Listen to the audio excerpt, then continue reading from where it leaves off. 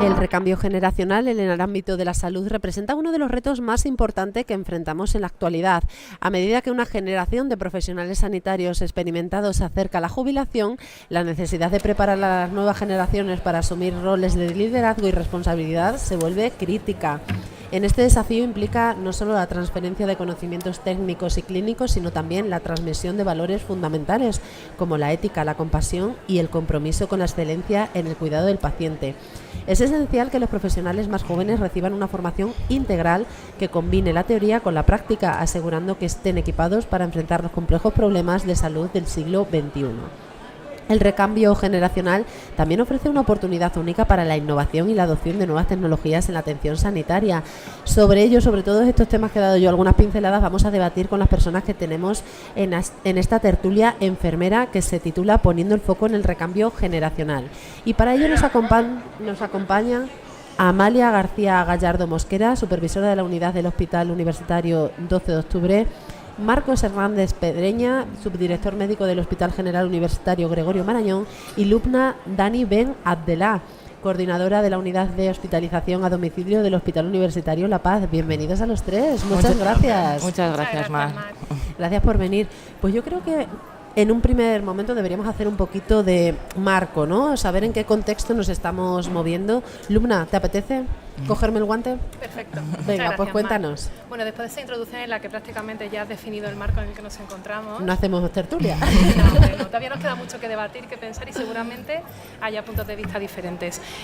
Ahora mismo yo creo que nos encontramos en un momento a nivel social en general de envejecimiento de la población y también de necesidad de poner el foco en ese recambio generacional, pero no solo en el ámbito de la dirección y gestión sanitaria, sino también en el propio ámbito de las profesiones sanitarias, en las que nos encontramos pues, con un déficit de profesionales que habrá que abordar, acometer, que dimensionar y cómo no, también hay que, de forma subsiguiente, ver de qué manera ese recambio generacional hay que acometerlo en el ámbito de la dirección y gestión sanitaria. ¿Por qué? Porque actualmente, y según informes que se han publicado a través de diferentes estudios y encuestas a los directivos de la salud de nuestro país, nos encontramos con que más de la mitad de los directivos sanitarios actuales, directivas sanitarias actuales, tienen más de 55 años. Entonces necesitamos garantizar que la gente más joven, con interés en introducirse en el mundo de la gestión sanitaria o en desempeñar roles de dirección y gestión sanitaria, tengan esa oportunidad y lo hagan de la mano de directivos con experiencia, con un bagaje que nos permita acometer ese reto del recambio generacional de forma óptima, porque de poco nos vale encontrarnos con una situación en la que prácticamente todos esos que tienen más de 55 años se jubilen y entren nuevos perfiles jóvenes sin ese bagaje y sin esa experiencia previa. Creo que ese es el principal reto y el marco en el que nos encontramos ahora mismo. Marcos, ¿te apetece explicarnos también cuáles son para ti los retos actuales en el relevo generacional? Claro, profundizando un poco en lo que ha dicho Lubna, para mí diferencio dos cuestiones actualmente cuando hablamos de recambio generacional. Por un lado, estamos hablando del recambio generacional en cualquier área del ámbito sanitario, donde yo ayer reflexionaba sobre ello. En mi hospital actual hay personal laboral, y hablo de la parte médica, que es la que tengo más controlada, que tiene cumplidos los 70 años y siguen activos. Y en sus servicios, a su vez, hay gente de 24 años que acaba de terminar el MIR y empieza su especialidad. Entonces, la realidad es que en un hospital conviven todas las generaciones. Tenemos un abanico de 50 años, desde el más joven al más mayor o el más senior de un servicio. Entonces, eso supone un reto. O sea, el reto implica que cada generación, no todos somos iguales, pero en cada generación hay unas expectativas, unas necesidades, unas motivaciones, unos valores que van cambiando. Y tenemos que comprender todo habitualmente. El discurso es, hay que ver cómo vienen las nuevas generaciones, pero claro, las nuevas generaciones también miran con recelo o con ciertas circunstancias cómo son las generaciones que ha habido previamente. Entonces, eso es un reto que tenemos transversal a cualquier organización sanitaria, y más en el momento actual. y hay que hacerlo además con la obligación de sacar valor de ello. Quiere decir, la gente senior tiene mucha experiencia y mucho conocimiento que aportar, y la gente más joven, aunque sea un R1 o uno que acaba de llegar al hospital, seguramente no tenga el conocimiento o la experiencia, pero sí que tiene una formación académica bestial, tiene una motivación que seguramente la gente más mayor haya ido perdiendo un poco por el camino, tiene una capacidad de pensar las cosas de manera diferente. Entonces eso es un reto al que nos enfrentamos, y normalmente se suele decir que una de las organizaciones más complicadas de gestionar es una organización sanitaria. Ahora mismo convivimos en una organización sanitaria que se está envejeciendo, que la gente mayor no se acaba de ir porque además lo necesitamos, que la gente joven viene con unas expectativas diferentes, y donde todo este ecosistema tiene que convivir y tiene que funcionar, y sobre todo pensando en el paciente, porque habitualmente los jóvenes pues demandamos unas mejores condiciones laborales, los mayores hay algunos de ellos que demandan, oye, todavía puedo aportar valor, y nos olvidamos de que lo importante es el paciente, con independencia de la situación contractual del profesional, que es importante y hay que resolverla de la mejor forma posible para cada generación, pero lo importante es el paciente, que muchas veces hablamos del relevo generacional y el paciente es algo que va añadido, ya se verá. Bueno, igual hay que preguntarle al paciente también, incluso en cómo tiene que evolucionar una organización sanitaria. Luego, como decía Lubna, tenemos una dificultad, y es retener y atraer el talento. Habitualmente una organización pública, yo actualmente estoy en el Gregorio Marañón, tenía una capacidad bestial de atraer talento. Gregorio Marañón, La Paz, el 12 o fuera de Madrid, La Fe, el Valdecilla, los grandes hospitales tenían una capacidad inigualable de atraer talento. Cualquiera, yo cuando estudiaba pensaba, ojalá algún día acabe trabajando en pues, cualquiera de los grandes hospitales que he comentado. La realidad es que todo esto va cambiando, y en la actualidad ya no somos los más pioneros.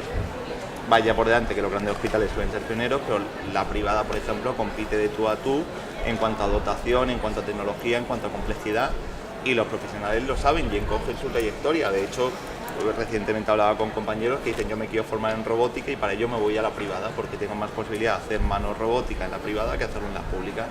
Entonces, tenemos un ecosistema donde cada vez es más difícil competir, porque no tenemos los mejores salarios, no tenemos las mejores condiciones laborales, y la complejidad se empieza a diluir. Seguimos teniendo los casos más complejos habitualmente, pero esa complejidad se empieza a diluir y a repartir con otros actores que han entrado y que han entrado con mucha potencia. Entonces, ¿cómo se gestiona todo esto? Pues es muy complicado, y es el gran reto realmente. El reto de una organización sanitaria que funcione no es cumplir lista de espera, no es cumplir consultas, es ser capaz de gestionar tantos profesionales, hablamos de organizaciones de miles de profesionales altamente cualificados, y sobre todo sin perder de vista que el foco no es el profesional, que es importante y es esencial, sino el paciente. El paciente. Exacto, Amalia, ¿qué nos puedes bueno, cómo enriquecemos todo lo que nos acaban de decir, pues, Lubna? Es imposible, ¿no? Es Cuéntanos imposible, un poquito. ya han dicho un poco todos los puntos, ¿no? Yo, bueno, por compartir con vosotros que hace poco SEDISA publicó en su web un documento donde se hablaba de esto, el comité asesor de SEDISA, y hacían hincapié en esto. Han hecho un estudio, ¿no?, de la edad media que tienen todos los directivos que están asociados, y son 55 años, ¿no? Entonces dentro de nada van a venir un montón de jubilaciones y es un reto inminente, incluso a lo mejor vamos ya con un poco de retraso. Creo que el papel de las organizaciones y los de los propios directivos es muy importante. Tienen que de verdad traer a ese talento joven y realizar acciones. Y bueno, antes estábamos hablando nosotros que desde la Fundación SEDISA se hizo hace tiempo, bueno, se ofreció una beca de mentoring y bueno, los tres hemos participado y fue muy enriquecedor, porque el compartir y el tratar temas de interés, ¿no?, que tenemos los jóvenes gestores que estamos empezando, con un directivo con una trayectoria profesional enorme, pues es muy positivo. Tenemos que aprender no solo la teoría, ¿no?, y que nos introduzcan en la práctica, poder aprender el día a día y bueno, pues todo lo que conlleva una organización sanitaria, que es un entorno pues muy complejo, ¿no? Porque ahora que hablas de directivos, Amalia, Sí. me surge una pregunta. ¿Qué responsabilidades conlleva ser un directivo? Muchas. Al final trabajamos para un servicio social que es la salud de las personas, ¿no? Y gestionan dinero público y tenemos una responsabilidad muy grande. Todo también el trabajo que está haciendo SEDISA en concienciar la profesionalización de la gestión sanitaria, pues es muy positivo de cara a esto, ¿no? cualquier persona puede acceder a un puesto directivo, necesita encontrar y conocer herramientas de gestión que le permitan pues gestionar eficientemente estas organizaciones. A mí, cada vez que alguien me habla de un directivo, no sé por qué, pero me evoca un director de orquesta, ¿no? El director de orquesta es una persona que necesita tener el conocimiento profundo de la música, la comprensión clara de cómo se debe tocar cada uno de los instrumentos. ¿Es así con los directivos en el sector de la salud? ¿Creéis que es enriquecedor o clave haber pasado por atención primaria, hospitalaria, etcétera? ¿O depende del puesto directivo al que aspiremos? Bueno, yo aquí me gustaría resaltar una cosa, que las enfermeras, pues durante toda nuestra carrera profesional pasamos por diferentes ámbitos organizativos, atención primaria, hospitalaria, residencias, ¿no? Y tenemos una visión del sistema increíble. La verdad que las enfermeras, ahora mismo también que hablaba Marcos, ¿no?, del envejecimiento, de la cronicidad y LUMNA, las enfermeras tenemos un papel fundamental y es nuestro papel, y al final todo eso se traduce en gestión de cuidados, y qué mejor que las enfermeras, ¿no?, hacer esta gestión de los cuidados y de los retos también que vienen. A mí me ha gustado mucho el símil del director de orquesta. Sí, ¿verdad? Sí, porque creo que, bueno, actualmente, por volver un poco a ese contexto y ya respondiendo a tu pregunta, creo que las posiciones de gestión, y no solo de dirección, sino también de gestión sanitaria propiamente dicha, porque no olvidemos que en las organizaciones hay muchos cargos intermedios sobre los que reposa una responsabilidad muy importante y que probablemente son las manos ejecutoras de ese director de orquesta, ¿no? Y creo que es importante que tengamos en cuenta esto, porque hay que poner el foco en liderar mejor a esos cargos intermedios, en ser un adecuado líder, un adecuado director de orquesta que sea capaz de dar, de recibir y de proporcionar todo aquello que necesiten los profesionales sanitarios para convertirse en adecuados gestores. Y en cuanto a la procedencia o los ámbitos en los que cada profesional sanitario que al final, o no sanitario, que al final acaba ejerciendo una posición directiva debe de atravesar, yo creo que es muy variable, porque nos podemos encontrar con posiciones directivas que las ostentan personas jóvenes que tienen una motivación, un ímpetu y una formación muy sólida, y que de la mano de esos mayores sean capaces de acometer ese relevo generacional de forma adecuada, o gente que haya pasado por múltiples escenarios en lo que es la práctica asistencial y que en una parte más de madurez de su profesión sean capaces de desempeñar este rol. Yo creo que lo fundamental de todo esto, y probablemente estemos de acuerdo los tres, y es algo que propugnan tanto SEDISA como ANDE, es la profesionalización. Es decir, independientemente del recorrido de cada profesional que al final ejerza un rol de directivo, tiene que tener unas aptitudes y actitudes que le lleven a ser ese adecuado director de orquesta. Genial, Marcos. ¿Nos cuentas tú cuál es tu opinión al respecto? Complicado aportar. A ver, me gusta el símil de la dirección de orquesta. Lo que pasa es que voy a daros la foto completa, porque es muy fácil y muy bonito quedarnos con un director de orquesta cuando vamos a los que nos gusta la música clásica, todos disfrutamos y vemos cómo ocurre y cómo está todo desincronizado. La realidad es que la orquesta de un hospital es muy diferente. No son decenas o centenas de personas, son 2.000 o 8.000 si es un gran hospital. No todo el mundo tiene el mismo interés, igual que una pequeña orquesta, pues hay quien quiere ser el primer violín y hay quien lucha con el otro para tener un papel más protagonista, pues en una organización también, y es legítimo y natural que haya intereses, incluso que haya política dentro de la organización. Y luego en una orquesta el resultado final y el éxito es conseguir que la gente se vaya contenta, que cuando acabe la función la gente se vaya contenta y aplauda, que aplauda 10 minutos si se puede, porque ha sido una gran obra. En una orquesta hospitalaria lo que se gestiona es muy diferente.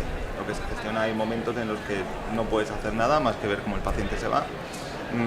Veces que tu máxima preocupación es intentar operar al mayor número de pacientes posibles en un mes, y veces que simplemente pues que la urgencia no se te sature, porque todo eso repercute en el paciente. Entonces, es una orquesta muy compleja y es una orquesta que requiere un punto, a veces, si se me permite la expresión, de locura el querer meterse a gestionarla.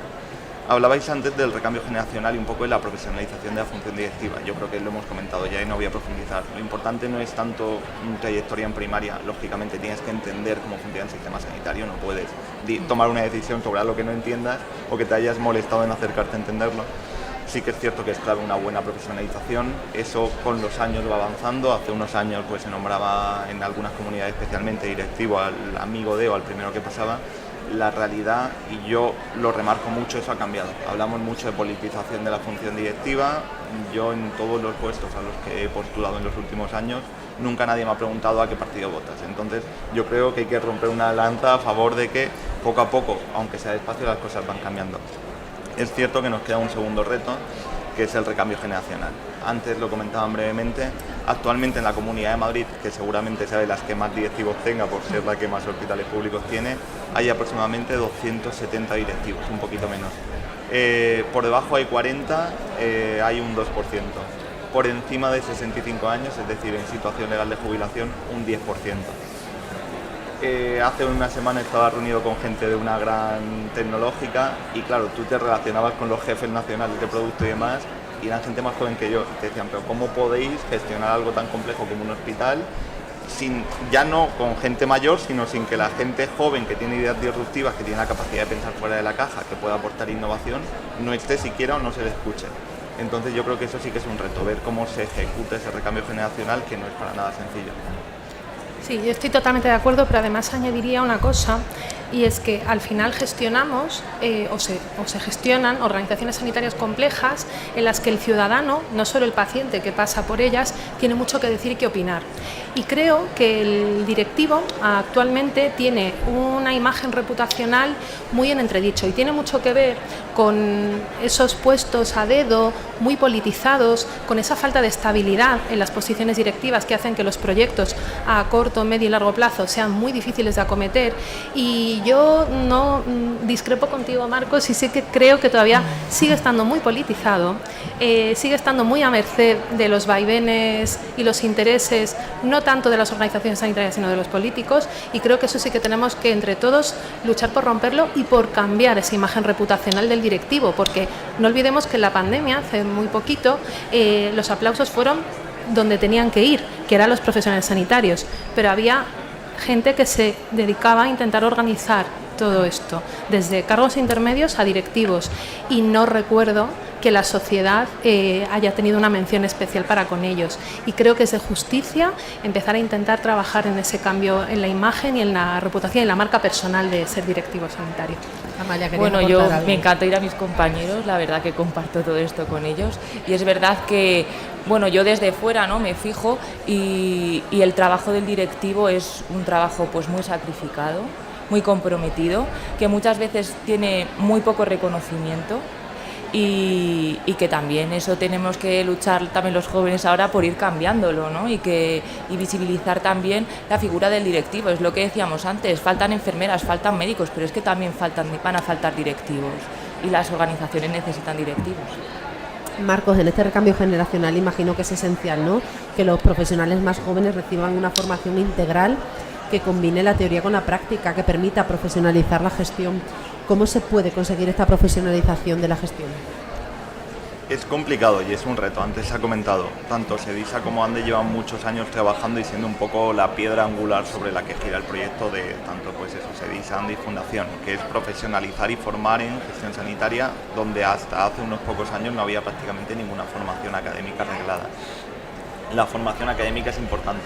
Es impensable poder llegar a una comisión de dirección, hablar de capítulo 1, capítulo 2 y no entender lo que estáis hablando, no entender cómo se hace un balance presupuestario. Entonces, una formación académica yo ya lo doy por superado. O sea, no concibo, aunque como he comentado Luna, pues no siempre es tan profesional como se debería, pero no concibo que se pueda incorporar un directivo a una organización medianamente importante sin una buena formación reglada.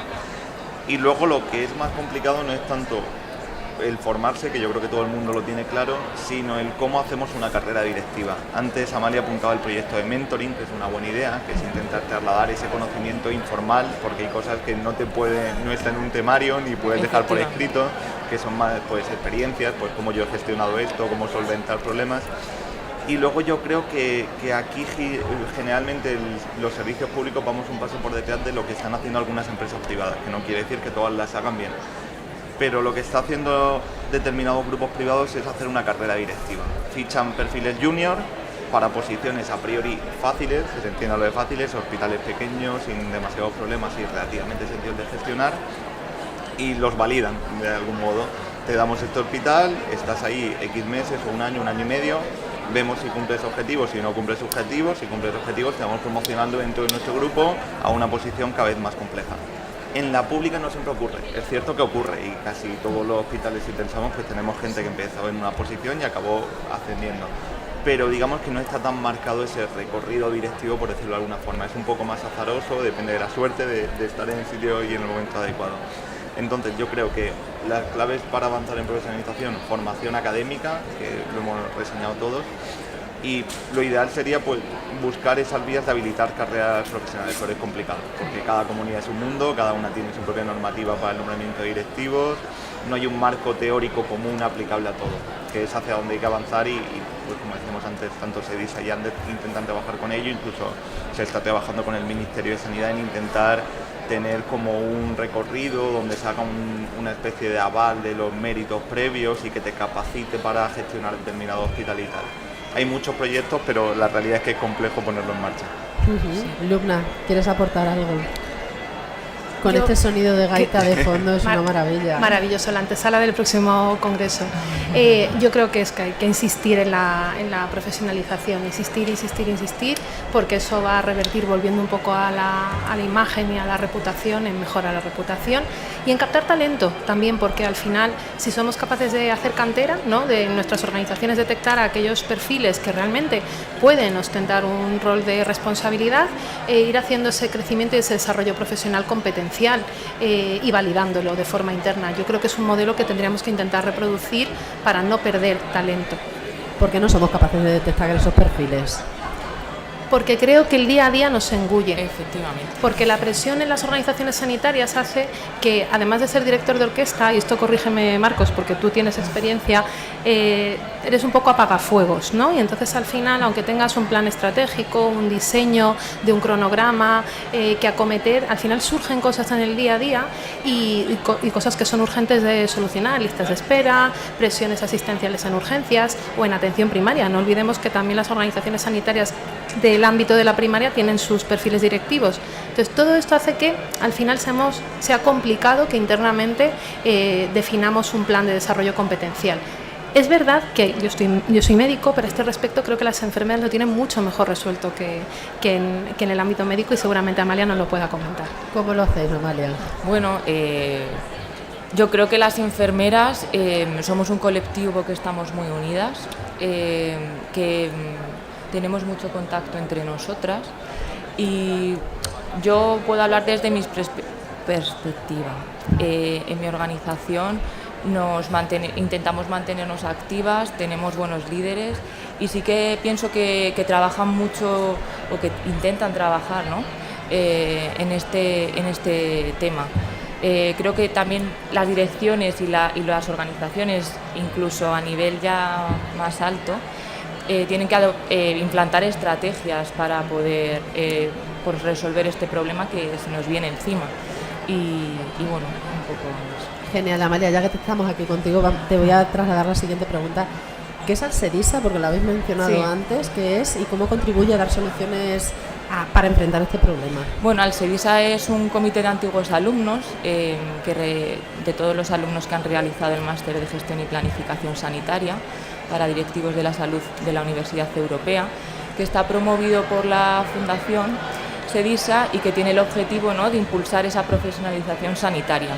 Este comité se renueva cada 4 años y se renovó el año pasado y nosotros, bueno, pues somos unos de los miembros, somos 7 en total y la verdad que es una suerte porque contamos con un equipo muy multidisciplinar, pues hay gente que trabaja en la industria, gente que trabaja en la universidad, en diferentes organizaciones sanitarias. Y bueno, el juntarnos y el poder pensar, ¿no?, que acciones formativas pues podría interesar a la gente, ayudar, ¿no?, y a contribuir a esa profesionalización sanitaria, pues es muy interesante, ¿no? También pues hablar entre nosotros, debatir qué ideas tenemos diferentes. Es maravilloso, porque ¿qué actividades se han desarrollado o tenéis previsto poner en marcha desde SEDISA en relación con esta cuestión? Vale, desde Alsedisa y evidentemente auspiciados por SEDISA y la Fundación SEDISA hay múltiples actividades, ¿no? Desde el propio máster propiamente dicho, actividades formativas con un marco más de mentoring para profesionales sanitarios que tengan interés en el ámbito directivo, y más concretamente desde el Comité Alsedisa nosotros nos constituimos como un comité que hace de enlace entre los antiguos alumnos de los programas formativos directivos de SEDISA y todas aquellas actividades que la propia Fundación desarrolla. ¿Qué hacemos? Pues hemos organizado un foro de gestores sanitarios, el primer foro de gestores sanitarios del futuro, en el que pretendíamos poner sobre la mesa todas estas cuestiones, la innovación, los cambios disruptivos en la población, en los cambios de organizaciones que tenemos que acometer como directivos gestores, y además hacia dónde va la profesión. Y luego tenemos también una bolsa de empleo en la página web y una serie de acciones que iremos desvelando más adelante porque las tenemos confeccionadas pero todavía no son públicas, pues desde pequeñas acciones formativas a encuentros, y al final queremos hacer networking, ser un punto de encuentro, y que cualquier joven directivo interesado en formarse o en tener un punto de encuentro con SEDISA, Fundación SEDISA, lo encuentre en nosotros, básicamente. Seguro que va a ser un éxito. Conociéndoos a los tres va a ser un éxito rotundo. Marcos, cuéntame, ya como última cuestión, quiero que me hagáis un poquito de repaso. Cerremos con unas conclusiones hablando de profesionalización y liderazgo enfermero. ¿Qué me puedes contar al respecto? Estoy intentando concluir todo lo que hemos hablado. A ver, creo que vivimos en una sociedad que ha cambiado, que hay que asumirlo. Vivimos en la sociedad de la inmediatez, donde queremos todo de forma inmediata. Queremos obtener la película, comprar en Amazon y tener cualquier cosa de forma inmediata. Y los servicios sanitarios la gente también los percibe así. En una sociedad donde puedes tener todo a la vuelta de la esquina simplemente desde el móvil, pues la gente lo que demanda es accesibilidad e implica transformar el sistema sanitario. Y llevamos diciendo que vamos a transformarlo desde los años 80 y seguimos con el mismo sistema sanitario diseñado de la misma forma y actuando de la misma forma. Por lo tanto, los retos de transformar el Sistema Nacional de Salud son claros, son evidentes, están en todos los foros, y lo que hace falta es valentía para cambiar, valentía y capacidad para transformar. En ese sentido, la profesionalización de la dirección es esencial. Sin profesionales cualificados capaces de hacer ese liderazgo no vamos a poder transformar nada.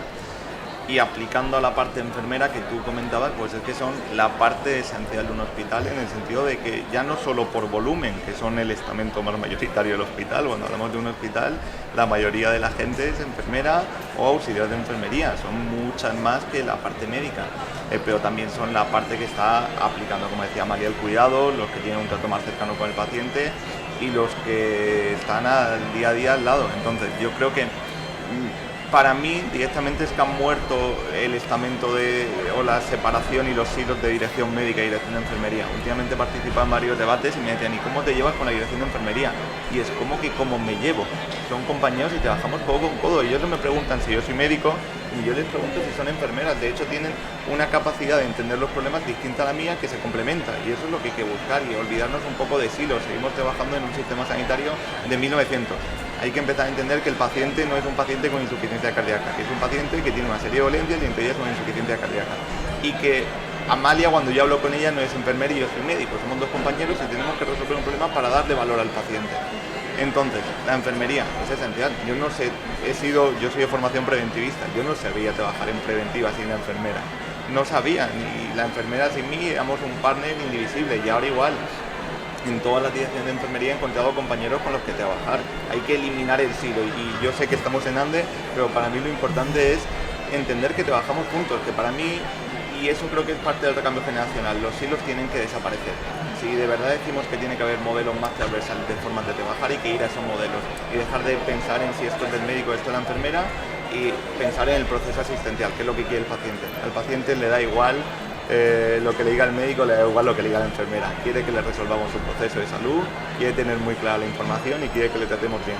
Entonces esa es un poco mi visión al respecto. Genial. Lubna, tu turno. Pues yo básicamente suscribo cada palabra de Marcos, y de hecho yo, desde mi experiencia como cargo intermedio, creo que el éxito o el fracaso de cualquier organización, servicio o actividad diaria justo parte en esa ruptura de los silos y en trabajar de verdad en equipo. Yo no concibo mi día a día sin mi compañera, mi par, que es la supervisora con la que tomamos las decisiones de forma conjunta, con las que avanzamos y construimos nuestro modelo, mejor o peor, de forma conjunta, porque creo que efectivamente el paciente se merece no notar esa solución de continuidad entre esto lo dice el médico, esto lo opina la enfermera, y ya si lo elevamos a un rol directivo, más aún todavía. Y sí que creo que ese recambio generacional tiene que ir de la mano de esa ruptura de silos, porque un liderazgo conjunto, compartido, y que además lleve los valores del humanismo, que si los llevamos impregnados vamos a ser capaces de llevar esto a nuestros pacientes. Si hay fricciones o estamentos, eso lo rompemos. Estamos hablando de integrar a ingenieros en los equipos hospitalarios y todavía no nos hablamos con la enfermera o la enfermera con el médico. No, por favor. O sea, eso tenemos que eliminarlo y tenemos que tender a esa multidisciplinaridad de la que nos jactamos, que sea real, tangible y que se traduzca en los cuidados que proporcionamos. Gracias, Lubna. Y Amalia, me ha encantado todo lo que han dicho mis colegas, la verdad. Yo creo que también todo esto está cambiando y que poco a poco lo conseguiremos también las nuevas generaciones.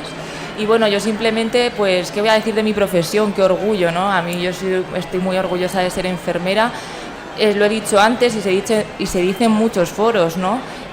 Somos líderes de la gestión del cuidado y al final ahora mismo estamos en un momento que somos una pieza clave en gestionar todo eso y también tenemos una responsabilidad para hacer un poco una reflexión, ¿no? Y que para acceder a estos puestos, aunque sean mandos intermedios, tenemos que ser responsables y formarnos en gestión sanitaria, que la gestión sanitaria no solo es para un colectivo, la gestión sanitaria está abierta y tenemos que liderar y lo vamos a hacer bien porque siempre lo hacemos bien, pero siempre hay que mejorar. Pues yo os traigo de esta tertulia un tema que ha pasado así de forma transversal, que el recambio generacional en el ámbito de la salud no solo es inevitable, sino que también es una oportunidad para fortalecer nuestro sistema sanitario. Os doy muchísimas gracias por haber estado con nosotros. Marcos, un placer, Lubna, otro placer, y Amalia, encantada. Gracias por estar con nosotros y ahora podéis disfrutar de la exposición comercial. Muchísimas gracias. A ti.